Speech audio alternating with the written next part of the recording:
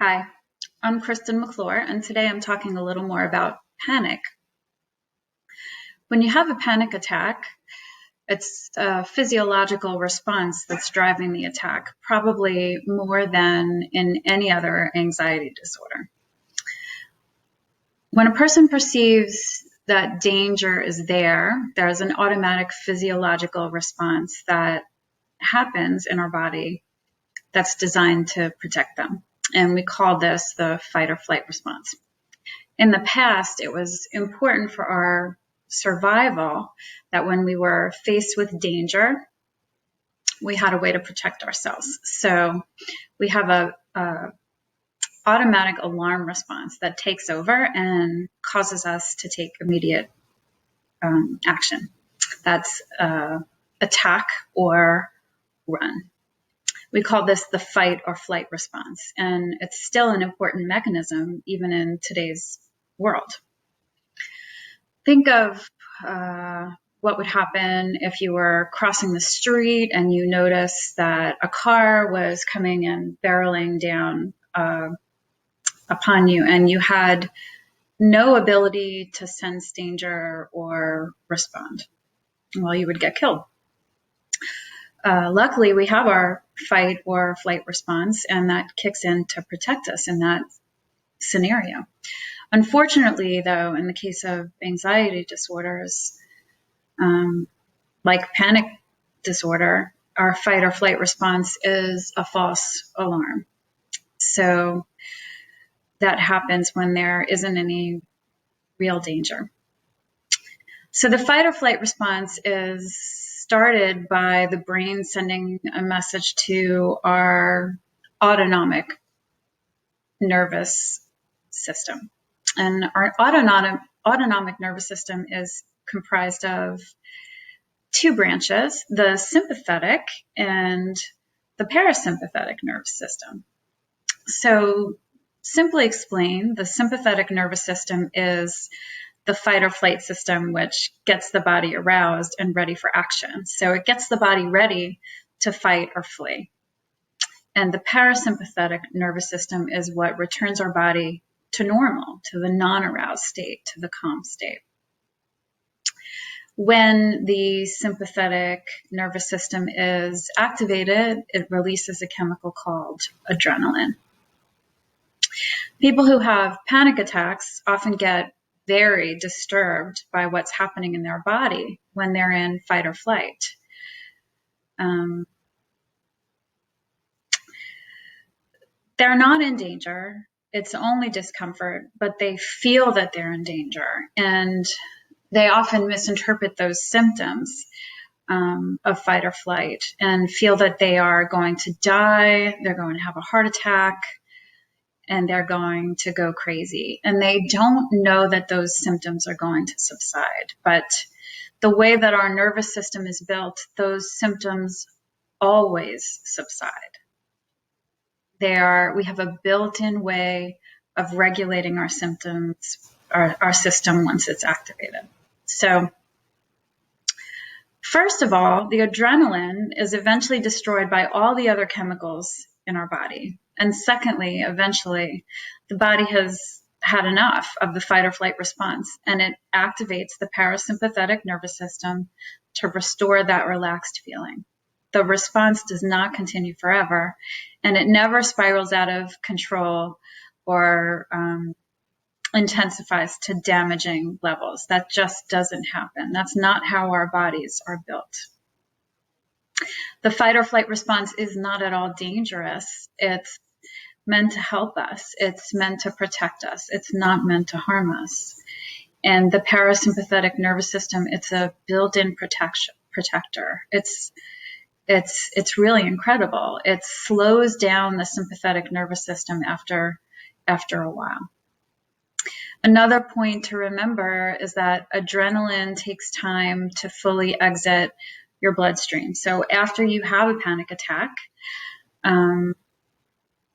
even after the sympathetic nervous system stops responding, you're going to feel a little keyed up or alarmed for some time because adrenaline is still floating around your system. it's part of our protective mechanism. So if there was some danger or a predator in the wild and you thought that the danger had passed, you wouldn't relax fully because oftentimes danger would reappear and we would need to get keyed back up. So it sticks around for a little while just to make sure that the danger has passed. So what are some of the symptoms that you might have that might be scary if you're having a panic attack, and why are they there? This is one of my favorite things to explain to my clients because it's kind of fascinating to them, the things that they get scared by and misinterpret. So, breathing symptoms. During the fight or flight response when you're having a panic attack, your breathing automatically becomes faster and deeper. Why would this happen? Well, this occurs in order to increase the amount of oxygen you take in because your body is going to need higher levels of oxygen to be able to fight or flee. Oxygen is used by the muscles to make energy for fighting and fleeing danger.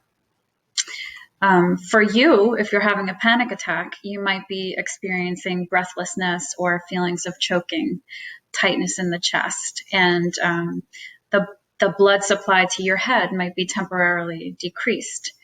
It's not dangerous, but it may be unpleasant, but harmless, and you may feel dizzy or lightheaded. You may have blurred vision, some confused feelings, flushed face. You may have some heart and cardiovascular symptoms. So you need more oxygen and nutrients in your muscles to fight or flee. And there may be a change in blood flow patterns. And part of the reason for this is so that you don't bleed to death if you are fighting, which is incredible to me that our bodies would actually do this and be able to do this. Some other symptoms might be sweating. We need to be able to cool ourselves so that we don't overheat if we're fighting or we're running from a predator. Our pupils may become dilated to let in light so that we can scan our surroundings for danger. And that can cause some spots or some sensitivity to light. A lot of my clients report that when they're having a panic attack. Activity in the digestive system will decrease because we are conserving our energy, and we don't need to be using our energy for digestion because it's not important if we're fighting off danger and running. And sometimes we can have increased salivation, cotton mouth, nausea, problems with digestion. That's why. And then we can have increased feelings of tension because our muscle groups are tensing up in preparation of fight, and aches and pains, joint pains. It's a result of long periods of muscle tension during those panic attacks. In fact, some of these symptoms are common in all anxiety disorders, although panic attacks are unique in that it's a specific symptom of just experiencing fight or flight. But generalized anxiety disorder, for example, often has the physical symptoms of muscle tension for the same reason. Finally, you may have an increased attention or alertness to the thing that you are fearful of, or your perception of danger, whatever that might be in the moment. So lots of my clients will fixate on the fact that they think they're having a heart attack or they think they're going to die. And then that becomes their preoccupation because that is the thing that they are believing is the source of danger. So again, that makes sense if you are